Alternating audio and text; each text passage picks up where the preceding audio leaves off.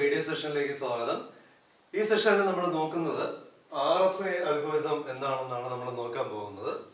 World wide ആയിട്ട് accept ചെയ്ത general purpose public key encryption അൽഗോരിതമാണ് RSA അൽഗോരിതം എന്ന് പറയുന്നത്.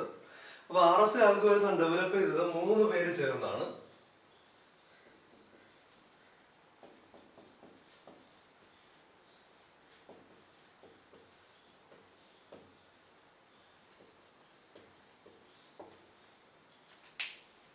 RSA അൽഗോരിതം ഡെവലപ്പ് ചെയ്യുന്നത് റൈവസ്റ്റ്, ഷമീർ, അഡൽമാൻ. അവര് 1977 RSA അൽഗോരിതം എന്ന് പറയുന്നത് ഡെവലപ്പ് ചെയ്യുന്നത്. RSA അൽഗോരിതത്തിനകത്ത് നമ്മുടെ ഒറിജിനൽ പ്ലെയിൻ ടെക്സ്റ്റ് എന്ന് പറയുന്നത് ബ്ലോക്സ് ആയിട്ടാണ് നമ്മൾ എൻക്രിപ്റ്റ് ചെയ്യുന്നത്. ഓരോ ബ്ലോക്കും എന്ന് പറയുന്നത് ബൈനറി വാല്യൂസ് ആയിരിക്കും. ഓരോ ബ്ലോക്കിന്റെ സൈസ് എന്ന് പറയുന്നത് ഒരു ഫിക്സഡ് ഇന്റിജർ n-നേക്കാളും ലെസർ ആയിട്ടുള്ള സൈസ് ആയിട്ടായിരിക്കും ഓരോ ബ്ലോക്കും നമ്മൾ അല്ലെങ്കിൽ ഓരോ പ്ലെയിൻ ടെക്സ്റ്റ് ബ്ലോക്കും നമ്മൾ കൺസിഡർ ചെയ്യുന്നത്. നമുക്ക് RSA അൽഗോരിതത്തിന്റെ മെയിൻ സ്റ്റെപ്സ് നമുക്ക് എന്താണെന്നുള്ളത് നോക്കാം. ഫസ്റ്റ് സ്റ്റെപ്പ് എന്ന് പറയുന്നത് കീ ജനറേഷൻ ആണ്.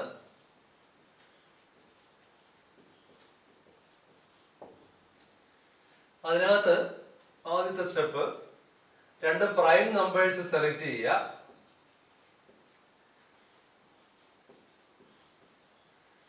പിയും ക്യൂ. ആദ്യമേ തന്നെ 2 പ്രൈം നമ്പേഴ്സ് നമ്മൾ സെലക്ട് ചെയ്യുന്നു, പിയും ക്യൂവും. രണ്ടാമത് ചെയ്യുന്നത് എന്താണ്? Compute n equal to p into q. Product between prime numbers p and q എന്ന് പറയുന്നത് എടുക്കുന്നു. അതാണ് സ്മോൾ ലെറ്റർ n എന്ന് പറയുന്നത്. തേർഡ് സ്റ്റെപ്പ് എന്ന് പറയുന്നത് യൂളേഴ്സ് ടോർഷൻ ഫംഗ്ഷൻ എന്ന് പറയും. That is phi of n. phi of n equal to p minus 1 into q minus 1. phi of n എന്ന് പറയുന്നത് യൂളേഴ്സ് ടോർഷൻ ഫംഗ്ഷൻ എന്നാണ് phi of n നമ്മൾ വിളിക്കുന്നത്.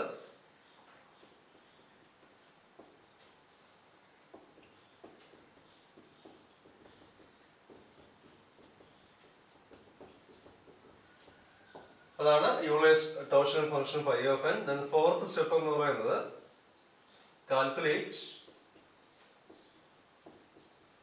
e, ഒരു ഇന്റിജർ e, അതായത് പബ്ലിക് കീ, എൻക്രിപ്ഷന് വേണ്ടി ഉപയോഗിക്കുന്ന പബ്ലിക് കീ, അതാണ് e എന്ന് പറയുന്നത്. സച്ച് ദാറ്റ് ന്റെ വാല്യൂ എന്ന് പറയുന്നത് 1-നും phi of n-നും ബിറ്റ്വീൻ ആയിട്ടിരിക്കണം. അതല്ലാന്നുണ്ടെങ്കിൽ e എന്ന് പറയുന്നത് relatively prime to phi of n ആയിരിക്കും. അതായത് GCD of e, phi of n should be equal to 1. അപ്പൊ ആ രീതിയിലുള്ളൊരു ഇന്റിജർ വേണം e അല്ലെങ്കിൽ പബ്ലിക് കീ ആയിട്ട് ചൂസ് ചെയ്യാനായിട്ട്. then fifth സ്റ്റെപ്പ് എന്ന് പറയുന്നത് കാൽക്കുലേറ്റ് ഡിക്രിപ്ഷന് വേണ്ടി യൂസ് ചെയ്യുന്ന പ്രൈവറ്റ് കീ d എന്ന് പറയുന്നത് കാൽക്കുലേറ്റ് ചെയ്യുക. Such that e into d mod phi of n should be equal to 1. അതല്ലാന്നുണ്ടെങ്കിൽ e into d congruent to 1 mod phi of n. അപ്പൊ ആ ഇക്വേഷൻ സാറ്റിസ്ഫൈ ചെയ്യുന്ന രീതിയിലുള്ള എന്ത് വാല്യൂ ആയിരിക്കണം പ്രൈവറ്റ് കീ d എന്ന് പറയുന്നത് ചൂസ് ചെയ്യാനായിട്ട്. then sixth സ്റ്റെപ്പ് എന്ന് പറയുന്നത് പബ്ലിഷ് പബ്ലിക് കീ. പബ്ലിക് കീന്റെ വാല്യൂ എന്ന് പറയുന്നത് പബ്ലിഷ് ചെയ്യുക. ദാറ്റ് ഈസ് പബ്ലിക് കീ എന്ന് പറയുന്നത് e ആണ്, എൻക്രിപ്ഷന് വേണ്ടി യൂസ് ചെയ്യുന്ന കീ. then അടുത്തത് പ്രൈവറ്റ് കീ എന്ന് പറയുന്നത് പ്രൈവറ്റ് കീ പബ്ലിഷ് ചെയ്യാറില്ല, അത് സീക്രട്ട് ആയിട്ട് വയ്ക്കും. പ്രൈവറ്റ് കീ ഡിക്രിപ്ഷന് വേണ്ടി യൂസ് ചെയ്യുന്ന കീ എന്ന് പറയുന്നത് d, n. Normal public key ക്രിപ്റ്റോഗ്രാഫിയിൽ എൻക്രിപ്റ്റ് ചെയ്യാനായിട്ട് യൂസ് ചെയ്യുന്നത് എന്താണ്? പബ്ലിക് കീയും ഡിക്രിപ്ഷന് വേണ്ടി യൂസ് ചെയ്യുന്നത് പ്രൈവറ്റ് കീ. അപ്പൊ അതാണ് കീ ജനറേഷനകത്ത് വരുന്ന സ്റ്റെപ്സ് എന്ന് പറയുന്നത്. സെക്കൻഡ് സ്റ്റെപ്പ് എന്ന് പറയുന്നത് എൻക്രിപ്ഷൻ.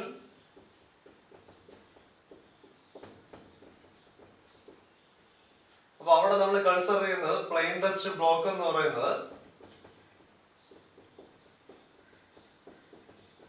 ക്യാപിറ്റൽ M ആയിട്ട് എടുക്കുക. നമ്മുടെ ഒറിജിനൽ മെസ്സേജ് ക്യാപിറ്റൽ M-ന്റെ വാല്യൂ എന്ന് പറയുന്നത് should be less than n ആയിരിക്കണം. n എന്ന് പറയുന്നത് p into q ആണ്, 2 പ്രൈം നമ്പേഴ്സിന്റെ പ്രോഡക്റ്റ് വാല്യൂ. ഇനി അങ്ങനെയാണെങ്കിൽ സൈഫർ ടെക്സ്റ്റ് ബ്ലോക്ക് കണ്ടുപിടിക്കാനുള്ള equation cipher text c equal to m raised to e mod n. M എന്ന് പറയുന്നത് പ്ലെയിൻ ടെക്സ്റ്റ് ബ്ലോക്ക്, ഇ എന്ന് പറയുന്നത് എൻക്രിപ്ഷൻ കീ, അതായത് പബ്ലിക് കീ. എൻ എന്ന് പറയുന്നത് പി ഇൻറ്റു ക്യൂ. ഇനി final step decryption.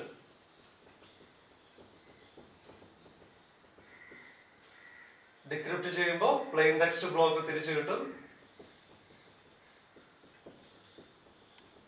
Plain text block capital M equal to C raise to D mod N. C എന്ന് പറയുന്ന സൈഫർ ടെക്സ്റ്റ് ബ്ലോക്ക്, ഡി എന്ന് പറയുന്ന ഡിക്രിപ്ഷൻ ആയിട്ട് യൂസ് ചെയ്യുന്ന പ്രൈവറ്റ് കീ ആണ് ഡി. എൻ എന്ന് പറയുന്നത് എന്താണ്? P into Q. അപ്പൊ ഇത്രയാണ് മെയിൻ ആയിട്ട് വരുന്ന RSA അൽഗോരിതത്തിനകത്ത് വരുന്ന സ്റ്റെപ്സ് എന്ന് പറയുന്നത്. കീ ജനറേഷൻ, അതുപോലെ തന്നെ എൻക്രിപ്ഷൻ പ്രോസസ്സ്, അതുപോലെ ഡിക്രിപ്ഷൻ പ്രോസസ്സ്. അതായത് RSA അൽഗോരിതത്തിന്റെ ഒരു എക്സാമ്പിൾ നമുക്ക് ചെക്ക് ചെയ്ത് നോക്കാം. അപ്പൊ RSA അൽഗോരിതത്തിന്റെ ഫസ്റ്റ് സ്റ്റെപ്പ് എന്ന് പറയുന്നത് കീ ജനറേഷൻ ആണ്.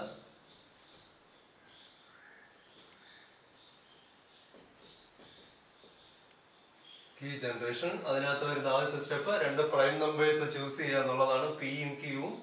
പിന്റെ വാല്യൂ ഞാൻ എടുക്കുന്നത് 17 and q equal to 11. 2 prime numbers തന്നെയാണ്. പ്രൈം നമ്പേഴ്സ് എന്ന് പറഞ്ഞാൽ കറസ്പോണ്ടിങ് നമ്പർ അതിനെ അതുകൊണ്ടും അതുപോലെ 1 കൊണ്ടും മാത്രമേ എന്ത് ചെയ്യാൻ പറ്റത്തുള്ളൂ, ഡിവൈഡ് ചെയ്യാൻ പറ്റത്തുള്ളൂ. അങ്ങനെയുള്ള നമ്പേഴ്സിനെയാണ് നമ്മൾ പ്രൈം നമ്പേഴ്സ് എന്ന് പറയുന്നത്. പിന്റെ വാല്യൂ 17, ക്യൂവിന്റെ വാല്യൂ എന്ന് പറയുന്നത് 11. സെക്കൻഡ് സ്റ്റെപ്പ് എന്ന് പറയുന്നത് n കമ്പ്യൂട്ട് ചെയ്യുക. n equal to p into q, that is equal to 17 into 11, അത് 187 എന്ന് വരും. തേർഡ് സ്റ്റെപ്പിൽ യൂളൈസ് ടോർഷൻ function phi of n compute ചെയ്യുക. phi of n is equal to p minus 1 into q minus 1, that is equal to 17 minus 1 into 11 minus 1. And phi of n equal to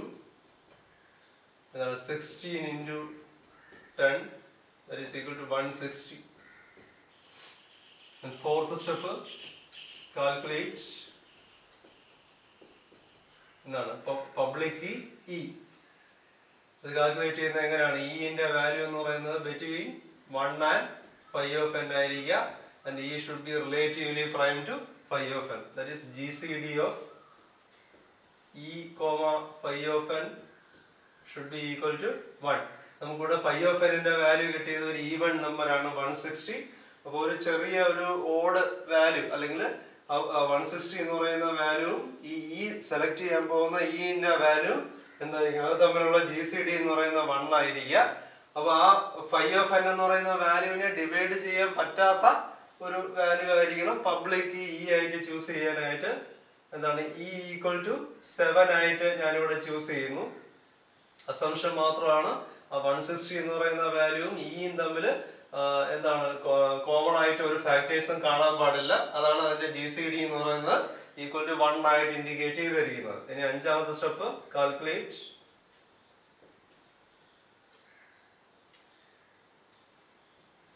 എന്താണ്? Private key D.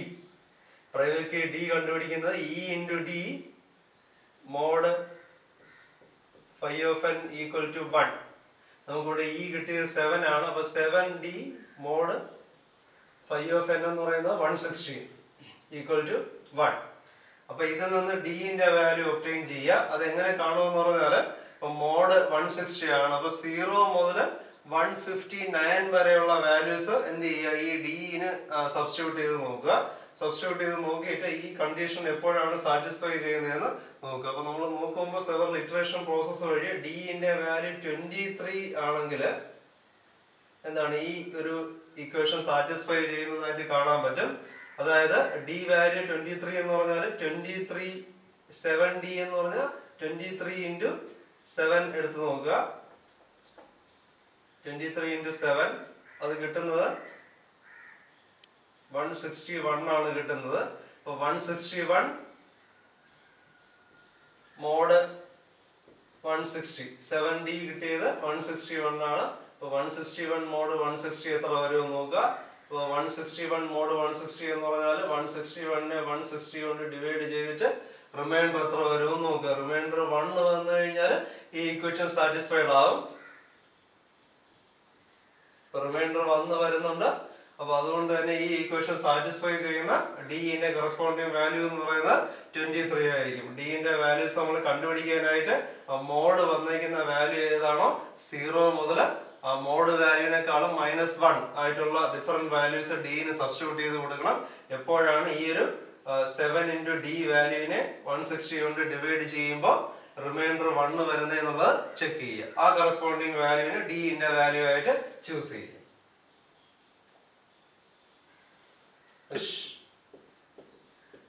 Public key PU equal to E comma N, and that is equal to public key E എന്ന് പറയുന്നത് 7 ആണ് എടുത്തത്. 7 comma N എന്ന് പറയുന്നത് 187. Then private key PR equal to D comma N. D ന്റെ value കിട്ടിയത് 23 comma 187. Then second സ്റ്റെപ്പിലേക്ക് പോവുക. Second step എന്ന് പറയുന്നത് encryption. Plain text block capital M assume ചെയ്യുക. N should be less than N ആയിരിക്കുക. N ന്റെ വാല്യൂ 187 ആണ്. അപ്പോൾ 187നെക്കാളും ലെസർ ബ്ലോക്സ് ആയിട്ട് വേണം പ്ലെയിൻ ടെക്സ്റ്റ് ഇത് ഡിവൈഡ് ചെയ്യാനായിട്ട്. എന്താണ് ലെറ്റ് M ഈക്വൽ ടു 88 എന്ന് ഞാനിവിടെ അസ്യൂം ചെയ്യുന്നു. അപ്പം അങ്ങനെയാണെങ്കിൽ എൻക്രിപ്ഷൻ്റെ output cipher text C equal to M raise to E mod N, that is 88 raise to E എന്ന് പറയുന്നത് 7 ആണ്. 7 മോഡ് N എന്ന് പറയുന്നത് 187. അപ്പോൾ ഇത് കാൽക്കുലേറ്റർ വഴി അടിച്ചു കൊടുക്കുമ്പോൾ 88/7 നോക്കുമ്പോൾ എറർ വരാനുള്ള സാധ്യതയുണ്ട്. അപ്പോൾ അതുകൊണ്ട് തന്നെ അതിന് ഡിഫറൻറ്റ് ചെറിയ പവർ ടൈംസ് ആയിട്ട് ക്ലാസിഫൈ ചെയ്യുക മോഡുലാർ അരിത്തമെറ്റിക്കിന്റെ പ്രോപ്പർട്ടി വെച്ച്.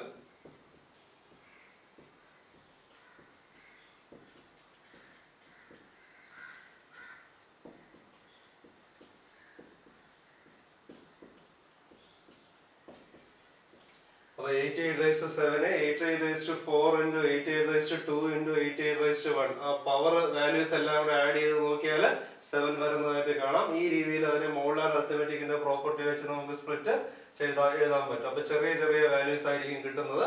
അപ്പോൾ അത് വെച്ച് നമ്മൾ ചെക്ക് ചെയ്ത് നോക്കിക്കഴിഞ്ഞാൽ സിന്റെ വാല്യൂ നമുക്ക് വരുന്നത് C equal to 11 വരുന്നതായിട്ട് കാണാൻ പറ്റും. ഇനി തേർഡ് സ്റ്റെപ്പ് എന്ന് പറയുന്നത് ഡിക്രിപ്ഷൻ. ഡിക്രിപ്ഷന്റെ ഔട്ട്പുട്ട് കിട്ടുന്നത് plain text M equal to C raised to D mod N ആണ്.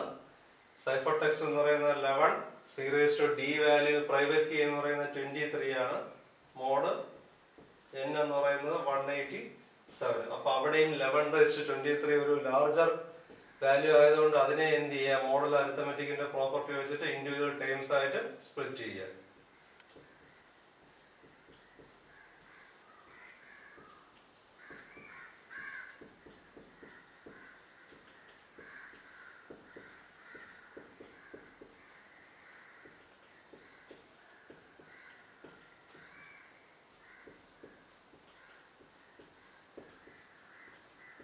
എത്രയായി? 8 + 8 + 4 + 2 + 1 എന്ന് പറയുന്നത് 23 ആവുന്നതായിട്ട് നമുക്ക് കാണാൻ പറ്റും. ടോട്ടൽ പവർ 23 ആണ്. അതിന്റെ ആൻസറിന് മോഡ് 187 ചെയ്ത് നോക്കുക. അപ്പോൾ ആ പ്ലെയിൻ ടെക്സ്റ്റ് ക്യാപിറ്റൽ M ന്റെ വാല്യൂ എന്ന് പറയുന്നത് ഈക്വൽ ടു 88 ആയിട്ട് വരുന്നതായിട്ട് നമുക്ക് കാണാനായിട്ട് പറ്റും. ചില കേസിൽ യൂണിവേഴ്സിറ്റി ക്വസ്റ്റ്യൻ പേപ്പറിൽ RSA അൽഗോരിതത്തിന്റെ ക്വസ്റ്റ്യൻ എന്ന് പറയുന്നത് വളരെ ഇമ്പോർട്ടൻ്റ് ആണ്. നല്ല രീതിയിൽ മാർക്ക് സ്കോർ ചെയ്യാനായിട്ട് നമുക്ക് പറ്റുകയും ചെയ്യും. ഇപ്പോൾ ക്വസ്റ്റ്യനകത്ത് പ്രൈം നമ്പേഴ്സിന്റെ വാല്യൂ P-ന്റെയും Q-ന്റെയും വാല്യൂ ക്വസ്റ്റ്യനിൽ പ്രൊവൈഡ് ചെയ്യും. അതുപോലെ തന്നെ പബ്ലിക് കീന്റെ വാല്യൂ തരും. അതുപോലെ ഒറിജിനൽ മെസ്സേജ് നമുക്ക് എൻക്രിപ്റ്റ് ചെയ്യാനുള്ള ഒറിജിനൽ മെസ്സേജിന്റെ വാല്യൂ യൂണിവേഴ്സിറ്റി ക്വസ്റ്റ്യനകത്ത് ഉണ്ടാവും. അടുത്തായിട്ട് ചെക്ക് ചെയ്യേണ്ടുന്നത് RSA അൽഗോരിതത്തിനകത്ത് വരുന്ന അല്ലെങ്കിൽ RSA അൽഗോരിതത്തിന്റെ സെക്യൂരിറ്റി RSA അൽഗോരിതത്തിനെ അഫക്റ്റ് ചെയ്യുന്ന ഇമ്പോർട്ടന്റ് ടൈപ്സ് ഓഫ് അറ്റാക്സ് ഏതൊക്കെയാണെന്നാണ് നോക്കേണ്ടുന്നത്. മെയിൻലി 3 ടൈപ്പ് ഓഫ് അറ്റാക്സ് ആണ് RSA അൽഗോരിതത്തിന്റെ സെക്യൂരിറ്റിനെ ത്രെട്ടൺ ചെയ്യുന്നത്. ഒന്ന് ബ്രൂട്ട് ഫോഴ്സ് അറ്റാക്ക്, രണ്ടാമത്തേത് മാത്തമെറ്റിക്കൽ അറ്റാക്സ് അല്ലെങ്കിൽ ഫാക്ടറൈസിങ് പ്രോബ്ലം എന്ന് പറയും. മൂന്നാമത്തേത് ടൈമിംഗ് അറ്റാക്സ്. അപ്പൊ അതിൽ ആദ്യത്തെ അറ്റാക്ക് എന്ന് പറയുന്നത് ബ്രൂട്ട് ഫോഴ്സ് അറ്റാക്ക് ആണ്. ബ്രൂട്ട് ഫോഴ്സ് അറ്റാക്ക് എന്ന് പറഞ്ഞാൽ അറ്റാക്കർ എന്താണ് ഡിഫറെന്റ് പോസിബിൾ കീസ് എന്ന് പറയുന്നത് എന്ത് ചെയ്യുന്നു, അത് ഗസ് ചെയ്ത് എൻക്രിപ്ഷൻ പ്രോസസ്സും അതായത് ഡിക്രിപ്ഷൻ പ്രോസസ്സും വഴി അല്ലെങ്കിൽ ആ പ്രൈവറ്റ് കീ എന്ന് പറയുന്നത് പബ്ലിക് കീ ഒബ്റ്റെയിൻ ചെയ്യാനായിട്ട് എളുപ്പമാണ്. Private key different possible keys എന്ന് പറയുന്നത് എല്ലാം എന്ത് ചെയ്യും, ട്രൈ ചെയ്ത് ആ പ്രൈവറ്റ് കീ എന്ന് പറയുന്നത് ഹാക്ക് ചെയ്തെടുക്കാനായിട്ട് നോക്കുന്നു. അതാണ് ബ്രൂട്ട് ഫോഴ്സ് അറ്റാക്ക് എന്ന് പറയുന്നത്. ഇപ്പൊ ബ്രൂട്ട് ഫോഴ്സ് അറ്റാക്കിനെ നമുക്ക് ഒരു പരിധി വരെ എലിമിനേറ്റ് ചെയ്യാനായിട്ട് പറ്റും. നമ്മുടെ പബ്ലിക് കീ ഇയും അതുപോലെ പ്രൈവറ്റ് കീ ഡിന്റെയും വാല്യൂസ് എന്ത് ചെയ്താൽ മതി, ലാർജർ വാല്യൂസ് ആക്കി വെച്ചാൽ മതി. അപ്പൊ ആ രണ്ട് കീസിന്റെയും വാല്യൂ ലാർജർ ആയി കഴിഞ്ഞാൽ ഹോൾ സ്റ്റെപ്സ് അതായത് കീ ജനറേഷൻ, എൻക്രിപ്ഷൻ അതുപോലെ തന്നെ ഡിക്രിപ്ഷൻ സ്റ്റേജ് എന്ന് പറയുന്നത് കൂടുതൽ കോംപ്ലക്സ് ആയിട്ട് പോവുകയും അപ്പൊ അതിന്റെ സെക്യൂരിറ്റി എന്ന് പറയുന്നത് ഇൻക്രീസ് ചെയ്തതായിട്ട് നമുക്ക് കാണാനായിട്ട് പറ്റും. രണ്ടാമത്തെ അറ്റാക്ക് എന്ന് പറയുന്നത് മാത്തമാറ്റിക്കൽ അറ്റാക്സ് ആണ്, അല്ലെങ്കിൽ ഫാക്ടറൈസിങ് പ്രോബ്ലം. അപ്പൊ അതിനകത്ത് 3 ഡിഫറെന്റ് അപ്രോച്ചസ് ഉണ്ട്. അപ്പൊ മാത്തമാറ്റിക്കൽ അറ്റാക്കിനകത്ത് വരുന്ന ഫസ്റ്റ് അപ്രോച്ച് എന്ന് പറയുന്നത് അറ്റാക്കർ എന്ന് പറയുന്നത് നമുക്കറിയാം എന്നിന്റെ വാല്യൂ എന്ന് പറയുന്നത് പി ഇൻറ്റു ക്യൂ ആണെന്ന് അറിയാം. അപ്പൊ ആ എന്നിന്റെ വാല്യൂ എന്ന് പറയുന്നത് ഫാക്ടറൈസ് ചെയ്തിട്ട് ആ രണ്ട് പ്രൈം നമ്പേഴ്സ് എന്ത് ചെയ്യുന്നു, പിയുടെയും ക്യൂവിന്റെയും വാല്യൂ ഒബ്റ്റെയിൻ ചെയ്യാനായിട്ട് അറ്റാക്കർ നോക്കുന്നു. അത് വെച്ചിട്ട് ഫൈ ഓഫ് എന്റെ വാല്യൂ അതായത് യൂളേഴ്സ് ടോർഷൻ ഫംഗ്ഷൻ ഫൈ ഓഫ് എന്നിന്റെ വാല്യൂ കമ്പ്യൂട്ട് ചെയ്യുന്നു.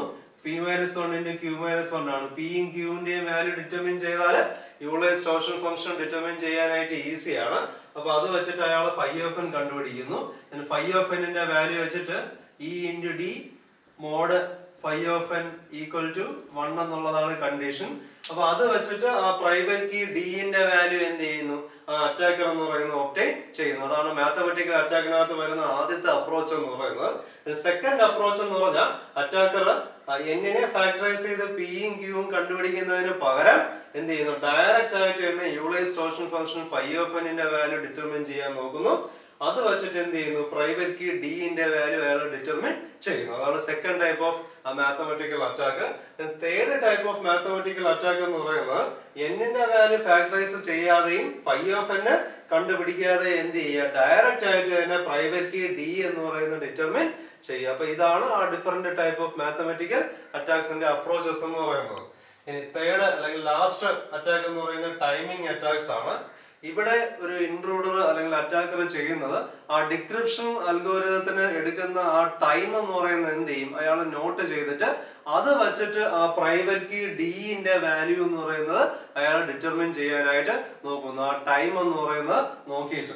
അപ്പൊ അതാണ് ടൈമിംഗ് അറ്റാക്ക്. അപ്പൊ ടൈമിംഗ് അറ്റാക്കിനെ നമുക്ക് ഒരു പരിധി വരെ നമുക്ക് എന്ത് ചെയ്യാൻ പറ്റും, മിനിമൈസ് ചെയ്യാൻ അല്ലെങ്കിൽ അത് ഒഴിവാക്കാനായിട്ട് പറ്റും. അപ്പൊ അതിനെതിരെയുള്ള കൗണ്ടർ മെഷേഴ്സ് 3 ടെക്നിക്സ് ഉണ്ട്. Constant exponentiation time, random delays provide ചെയ്യുക, അതുപോലെ ബ്ലൈൻഡിങ് എന്ന് പറയുന്ന ടെക്നിക്ക്. ഈ കോൺസ്റ്റന്റ് എക്സ്പോണൻഷിയേഷൻ ടൈം കൊണ്ട് ഉദ്ദേശിക്കുന്നത് അപ്പൊ അതിനകത്ത് നമ്മൾ അറിയാം ഇൻക്രിപ്ഷൻ പ്രോസസ്സ്, ഡിക്രിപ്ഷൻ പ്രോസസ്സ് ഓരോന്നിലും എക്സ്പോണൻഷിയേഷൻ ഓപ്പറേഷൻ വരുന്നുണ്ട്. അപ്പൊ അറ്റാക്കറിനെ കൺഫ്യൂസ് ചെയ്യാനായിട്ട് എന്ത് ചെയ്യുക, എല്ലാ എക്സ്പോണൻഷിയേഷൻ ഓപ്പറേഷനും ഒരു കോൺസ്റ്റന്റ് ടൈം എന്ന് പറയുന്ന അൽഗോരിതത്തിൽ പ്രൊവൈഡ് ചെയ്യുക. അപ്പൊ ആ രീതിയിൽ അറ്റാക്കറിനെ കൺഫ്യൂസ് ചെയ്യിപ്പിക്കുക, അതുവഴി പ്രൈവറ്റ് കീ കണ്ടുപിടിക്കുന്നത് ഒഴിവാക്കാനായിട്ടും നോക്കുക. പക്ഷെ എല്ലാ എക്സ്പോണൻഷിയേഷൻ ഓപ്പറേഷനും ഒരു കോൺസ്റ്റന്റ് ടൈം പ്രൊവൈഡ് ചെയ്യുക വഴി ആ ഒരു ഹോൾ സിസ്റ്റത്തിന്റെ ഓപ്പറേഷൻ എന്ന് പറയുന്നത് എന്താകും, അത് കുറച്ച് കുറഞ്ഞു പോകാൻ അല്ലെങ്കിൽ പെർഫോമൻസ് എന്ന് പറയുന്നത് ഡീഗ്രേഡ് ചെയ്യാനുള്ള ചാൻസസ് ഉണ്ട്. ഇനി രണ്ടാമത്തെ ടൈമിംഗ് അറ്റാക്കിനെതിരെയുള്ള കൗണ്ടർ മെഷർ ആണ് റാൻഡം ഡിലേസ് എന്ന് പറയുന്നത്. അതായത് എൻക്രിപ്ഷനും ഡിക്രിപ്ഷനകത്തും യൂസ് ചെയ്യുന്ന എക്സ്പോണൻഷിയേഷൻ ഓപ്പറേഷൻ എന്ത് ചെയ്യുക, ഒരു റാൻഡം ഡിലേയും കൂടെ പ്രൊവൈഡ് ചെയ്യുക. അതുവഴി എന്ത് ചെയ്യുക, ആ ടൈമിംഗ് അറ്റാക്കറിനെ കൺഫ്യൂസ് ചെയ്യിപ്പിക്കുക. അതാണ് റാൻഡം ഡിലേസ്. മൂന്നാമത്തെ കൗണ്ടർ മെഷർ എന്ന് പറയുന്നത് ബ്ലൈൻഡിങ് ആണ്.